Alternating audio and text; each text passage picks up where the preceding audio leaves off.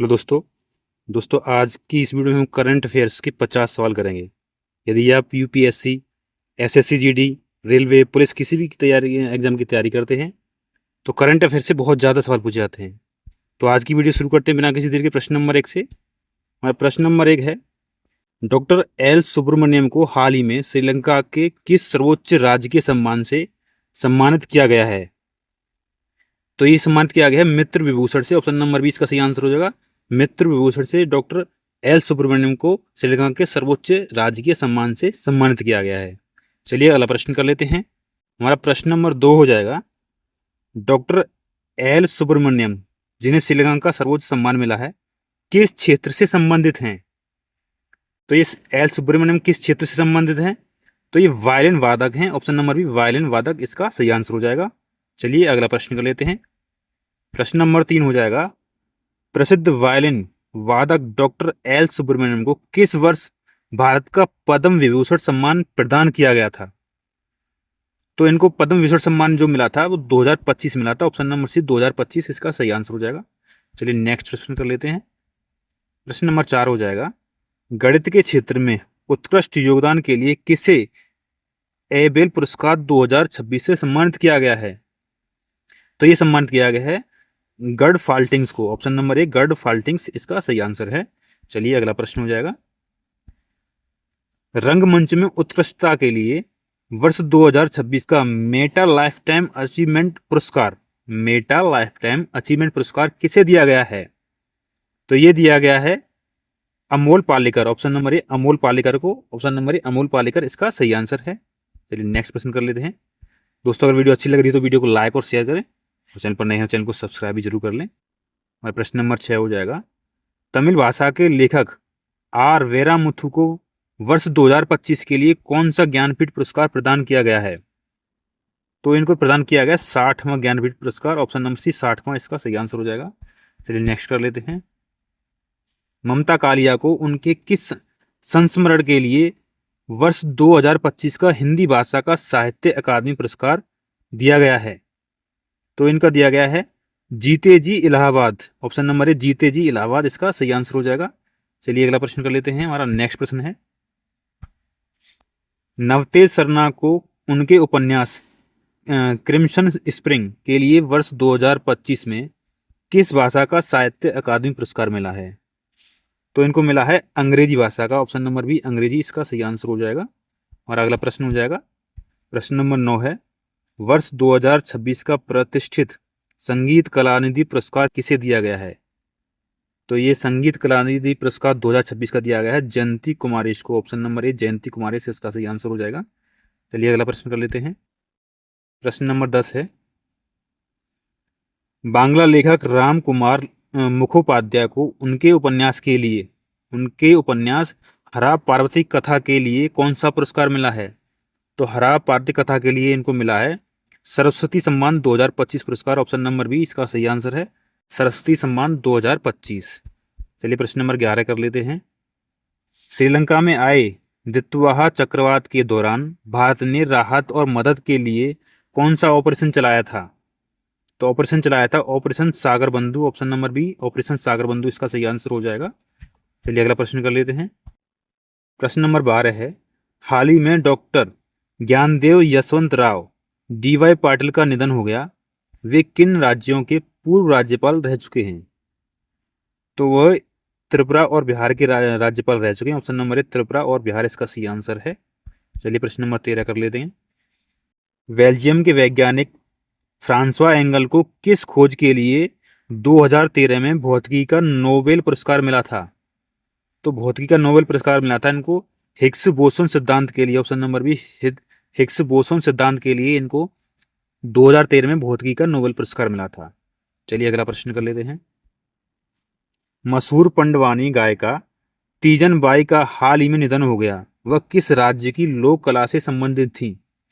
तो ये वो छत्तीसगढ़ राज्य की लोक कला से संबंधित थी। ऑप्शन नंबर बी छत्तीसगढ़ इसका सही आंसर है। चलिए प्रश्न नंबर 15 कर लेते हैं। कर्नाटक के प्रसिद्ध अभियंता गिरीश भारद्वाज का निधन हो गया। उन्हें किस उपनाम से जाना जाता था? तो गिरीश भारद्वाज को ब्रिजमैन ऑफ इंडिया के उपनाम से जाना जाता था। Option number B bridgeman of India इसका सही आंसर हो जाएगा। चलिए प्रश्न नंबर 16 कर लेते हैं। दक्षिण भारत की कोकिला कही जाने वाली गायिका एस जानकी ने किस वर्ष पद्म भूषण स्वीकार नहीं किया था? तो ये 2013 में इन्होंने पद्म भूषण स्वीकार नहीं किया था। ऑप्शन नंबर 2013 इसका सही आंसर हो जाएगा। चलिए प्रश्न नंबर 17 कर लेते हैं। किस देश के पूर्व अमीर यानी शासक पूर्व शासक शेख हमद बिन खलीफा अल थानी का हाल ही में निधन हो गया? तो कतर के थे। ऑप्शन नंबर 1 कतर के थे वो। ऑप्शन नंबर 1 कतर इसका सही आंसर हो जाएगा। चलिए 18 नंबर कर लेते हैं। भारतीय अंगदान दिवस स्वास्थ्य मंत्रालय द्वारा कौन सा राष्ट्रव्यापी जागरूकता अभियान शुरू किया गया है?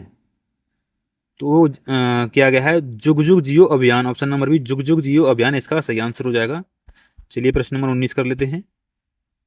भारत में अंगदान के मामले में वर्तमान में कौन सा राज्य शीर्ष स्थान पर है? तो इसका सही आंसर है तमिलनाडु शीर्ष स्थान पर अंगदान के मामले में।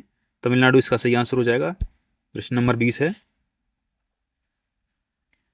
अनुज्ञान नाम से भारत का पहला उद्योग अकेडमिया परमाणु प्रौद्योगिकी प्रशिक्षण कार्यक्रम किस संस्थान ने शुरू किया है?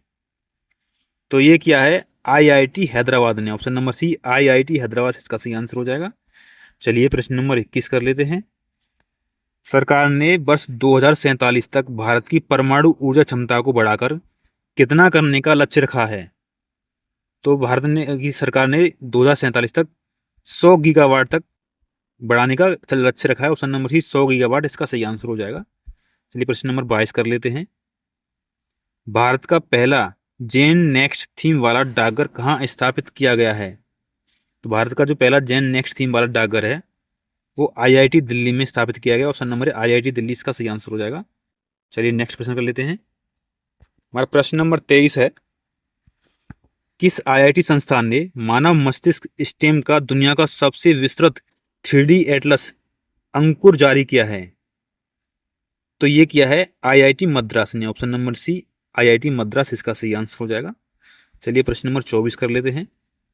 पानी में आर्सेनिक की जांच करने वाला पोर्टेबल डिवाइस आरन सेफ किस आईआईटी ने बनाया है?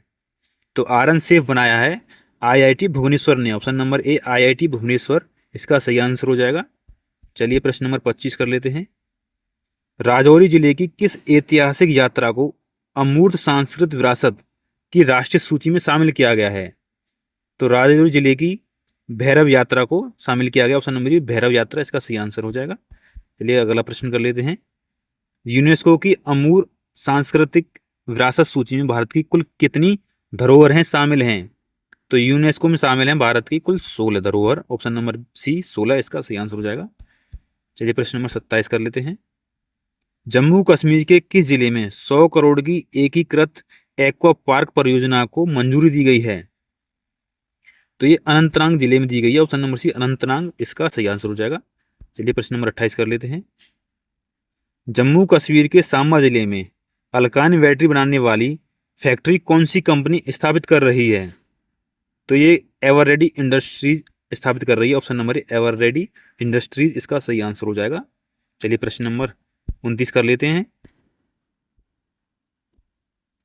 श्रीनगर लेह राष्ट्रीय राजमार्ग पर बन रही ऐतिहासिक जोजिला टनल की कुल लंबाई कितनी निर्धारित की गई है?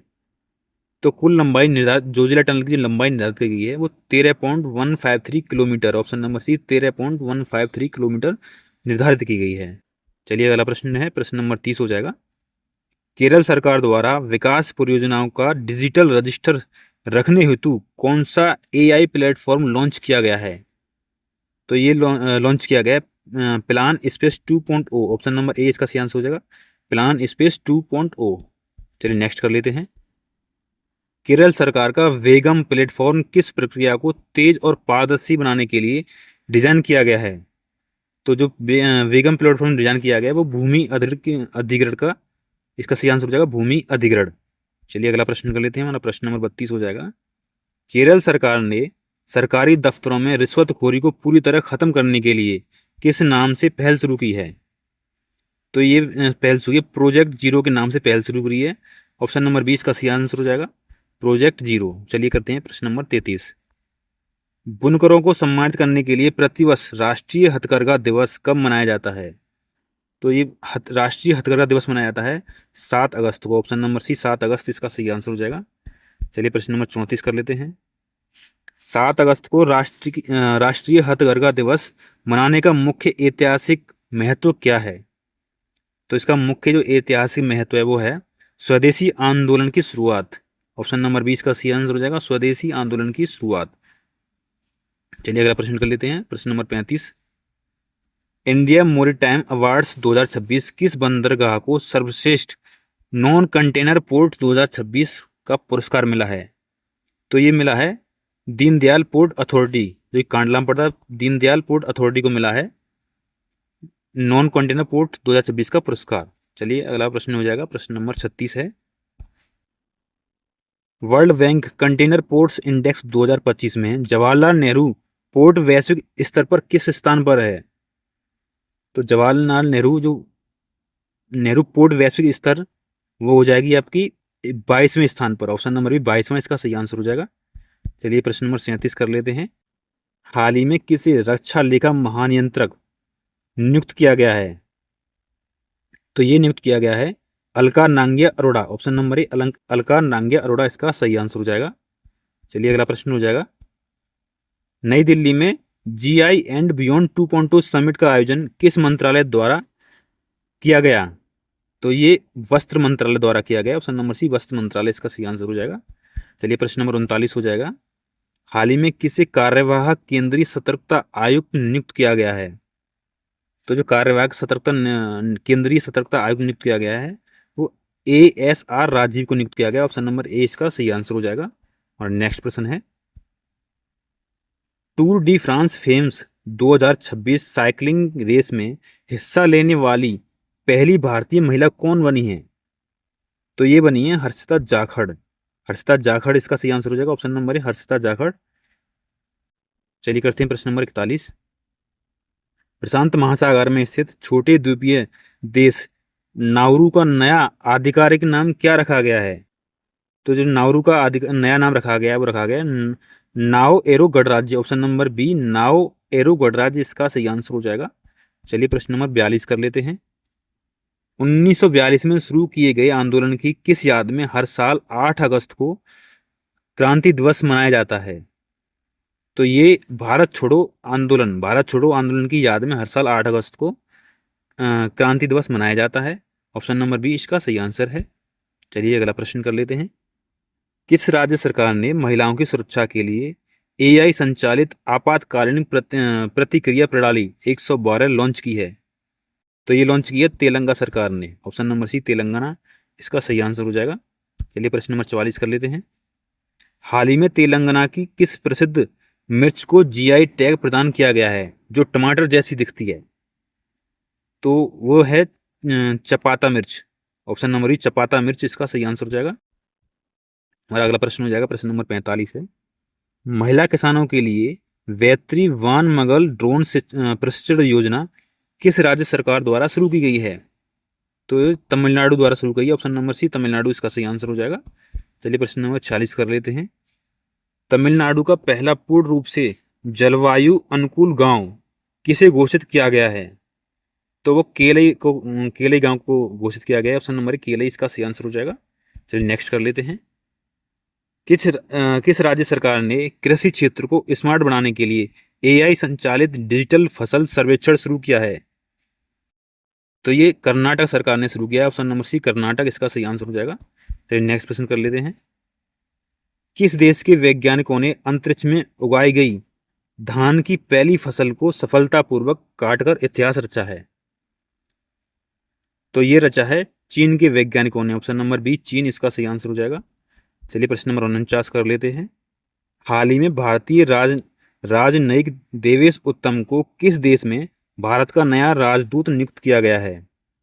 तो ये इथोपिया देश में नियुक्त किया गया है। ऑप्शन नंबर इथोपिया इसका सही आंसर हो जाएगा। चलिए प्रश्न नंबर 50 कर लेते हैं जो कि इस वीडियो का लास्ट प्रश्न है। फाइटर कॉम्बैट लीडर कोर्स पूरा करने वाली पहली महिला फाइटर पायलट बनने का गौरव किसने हासिल किया है? तो ये भावना कंठ इसका सही आंसर हो भावना कंठ ने। दोस्तों ये थे कुछ प्रश्न। यदि वीडियो अच्छी लगी हो तो वीडियो को लाइक और शेयर करें और वीडियो को पूरा देखने के लिए बहुत बहुत धन्यवाद।